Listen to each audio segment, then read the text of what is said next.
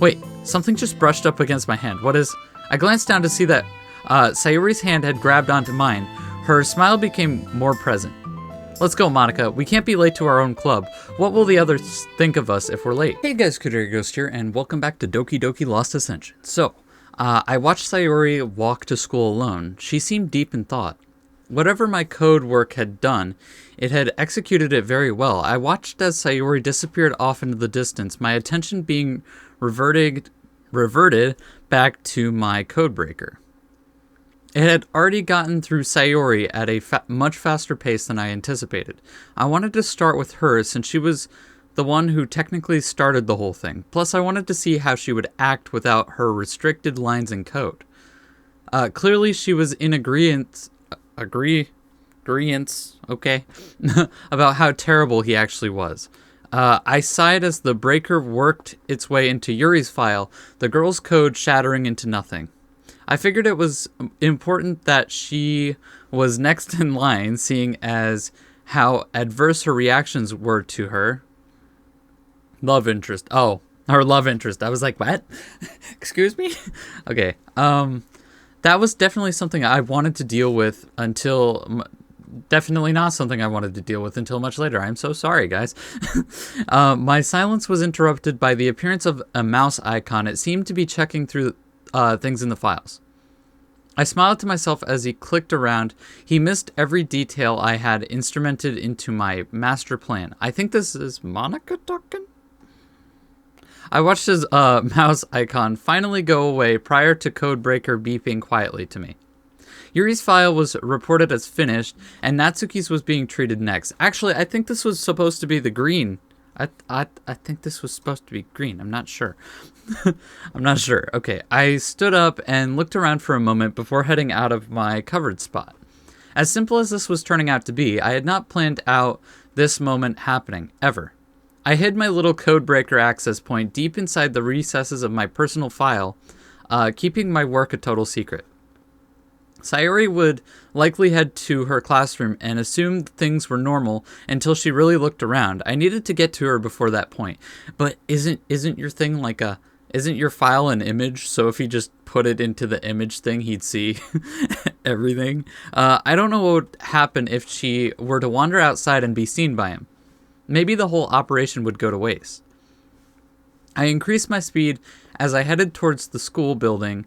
My reveal speech. I was like, wait, hold up. Sometimes I have to like translate things, kind of, if that makes sense. I don't know if that makes sense to you, but like it just to make things flow better sometimes. So that's what I was trying to do. Anyway, my reveal speech slowly formulating itself in a way I could deem as passable. Not necessarily in this mod, just in general. Okay, so this is Yuri. I walked into the club room, my hand brushing up along my face as I pushed a strand of hair out of my eyes and behind my ear. I looked around the room, my eyes narrowing. Something felt different about the club room today. Initially, I thought it was due to the absence of Sayori and Monika, but there was something else too. The classroom just felt more empty. I glanced around the room, seeking some kind of answer. The only person that was there was Natsuki. She wasn't really paying attention to my presence. I looked back at the clubroom door, finally taking into account how silent the building was. No teachers, no students, nobody. Okay, so now they're sentient. Understandable. Have I never noticed how quickly time flies, or does everyone just rush home this quickly? I shrugged it off. Maybe if I paid more attention I'd notice, but honestly the silence is perfect for my own interests. After all, reading is much better without people bugging me. I mean, that's true, but come on. I sat down at my desk, opening up my bag in search of my favorite book, only to find that it was... Huh? Where'd it go? I looked through it more frantically, becoming panicked that I might have left it elsewhere. The portrait of Markov is gone. I pray that it's in there, not wanting to have to deal with anyone who had stolen it from me. No such luck, I couldn't find it. The portrait of Markov, yeah, it was missing, just like I said. Panic began to rise in my chest, and fears of missing my possession overriding any serenity the empty room had brought before. She is possessed. No, I'm kidding. I mean, when she goes yandere, kinda. Okay. Out of desperation, I turned to Natsuki for aid. Not like we're amazing friends, but perhaps she might find it in herself to help me out. As my attention turned towards Natsuki, I heard her laugh when she noticed me looking at her. Natsuki, holding my book, was trying to be sneaky, as she slid it into her manga collection. Why does she act so childish sometimes? I stood up and prepared myself for the incoming confrontation, my lips tightening up a little. Maybe because that's her personality? Jeez. Why are you so shy? Same thing. Let's get this over with. I take in a deep breath as I approach her, looking at her directly. Natsuki? Her head snaps to me. She's... Jeez, classic Natsuki, dude. Okay, she's trying to hide the book in her collection. Yes? Is she playing innocent with me? Why did you take my book, Natsuki? You're instantly blaming her? Okay, that's a great way to get to Natsuki. I felt my self-confidence raise a bit as I looked at her for an answer. I'm trying my hardest to stay positive. I can do this. Natsuki glances downwards. For a moment, I thought I saw guilt, but it quickly returns to something more her style. Well, because you never do anything but read all the time. I mean, come on, there's 3 of us that are always here. What? She pouted as she looked at me, my mind racing. She's trying to make me open up? What normally would have angered me because of my book being taken was actually giving me a sense of curiosity. I think I understand why she took it. Stealing wasn't the best option, but it's Natsuki, come on. Maybe she just wants some company, something that we both are kind of terrible at showing sometimes towards one another. I know that feeling so well. I know what it's like. I felt my anger dissipate into nothing as I looked at her. All of this was happening so quickly, all I could do was give her a patient smile. I could actually understand what she was trying to do. You're right, Natsuki. I should try socializing a bit more, I suppose. Natsuki's eyes widened. That's actually a new expression, isn't it? That's cool. Clearly shocked by what I just said to her. I think I might have broken her. She looked absolutely dumbfounded when I said that. In all honesty, I was also a bit surprised that I was resisting my social anxiety, screaming for me to stop speaking to her. But she nodded happily as she pulled my book out of her collection and went over to her desk, waving for me to join her in a childlike fashion. Okay. I sit down at the desk adjacent to hers, keeping my nerves under control. Passively bullying Natsuki. Mighty brave of me today. Trying to make a friend instead of just disappearing into my fantasy world again. So, you really like reading, huh? I looked up at her, confused. I didn't know what to say for some reason. All words escaped me as my mind tried to to find a way to answer this simple question. Something, Natsuki something. Someone just asking me a simple question about myself was difficult to answer. English. Thank you. I speak alien languages, dude, I swear. Okay, well, yes, I really enjoy reading books. I stammered as I spoke to her, hoping I didn't screw up this chance to connect in some way. I realized my hands felt clammy from sweat, and I had them planted firmly into my legs. Into my legs, yes. Thank you.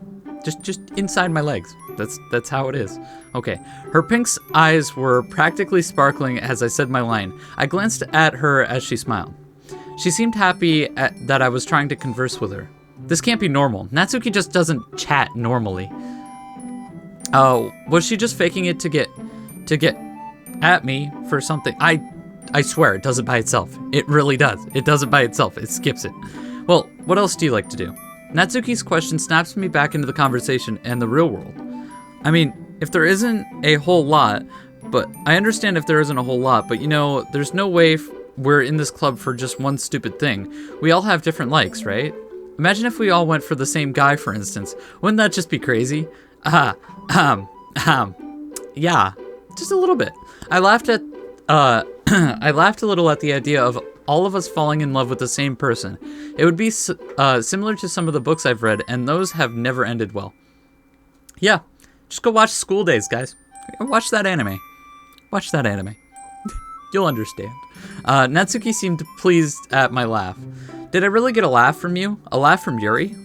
That's gotta be a first. I'm totally going to tell Monika. I couldn't help but smile a bit. She might be annoying at times, but we're only human. She's trying her best. Besides, I'm actually getting to see a side of her I don't normally see. Someone who's more welcoming. Why'd she just fade into the background? Look at that. For a while, we just sat in the club room, talking with one another about our day and our troubles. I don't completely understand why she decided to do this with me, but it's not like I'm regretting my decision right now. I didn't mind her company at all. She was actually really pleasant to talk about things with.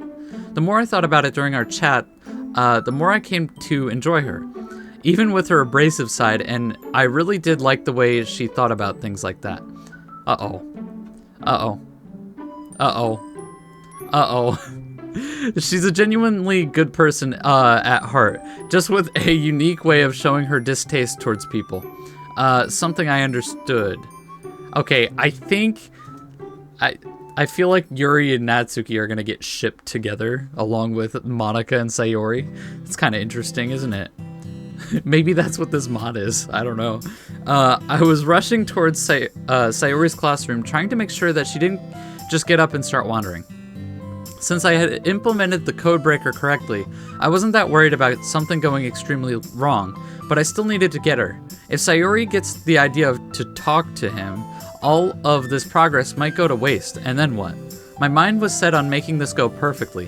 It needed to go perfectly. I opened the door rather frantically, hoping that she was still in the classroom. Walking in, I immediately spotted a sleeping Sayori. Of course, it's Sayori. She's gonna be asleep. It doesn't matter if she's sentient or not. She's sleeping, and she's gonna eat the cookies, okay?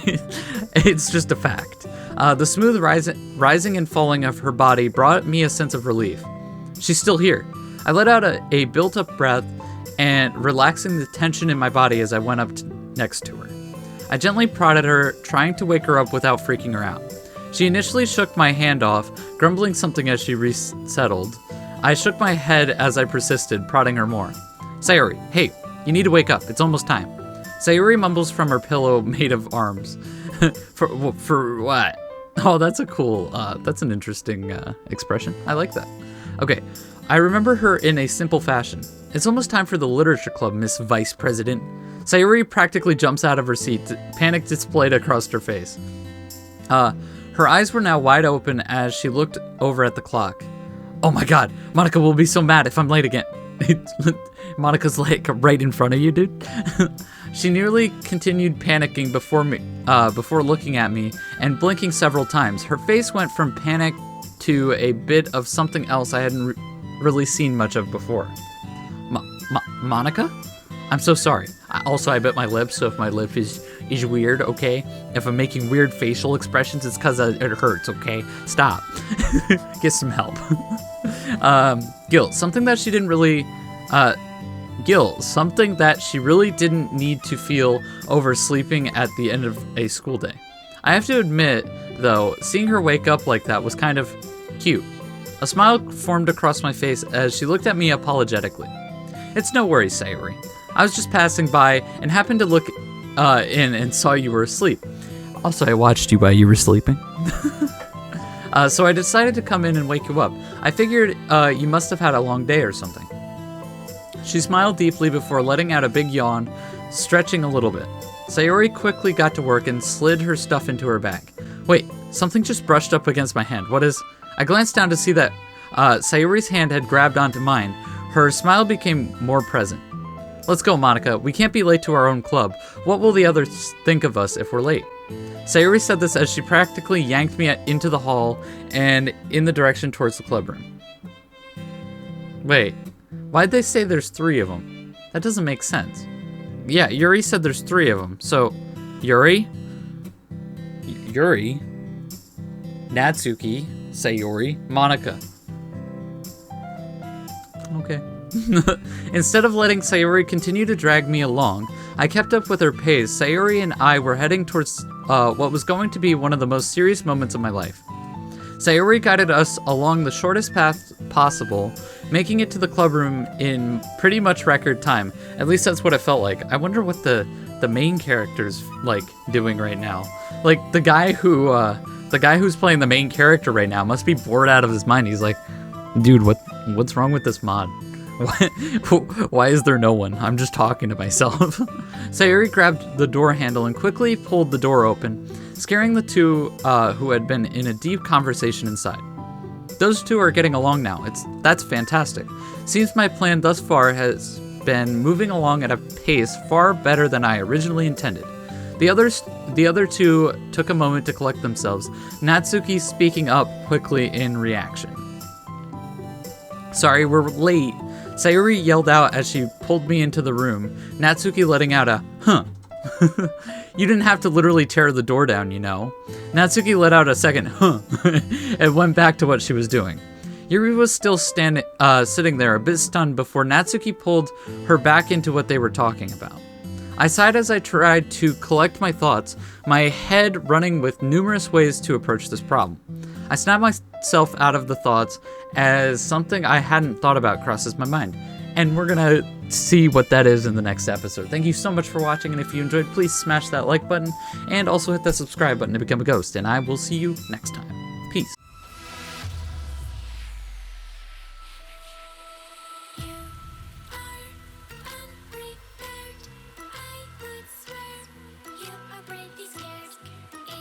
It's like a magic show, and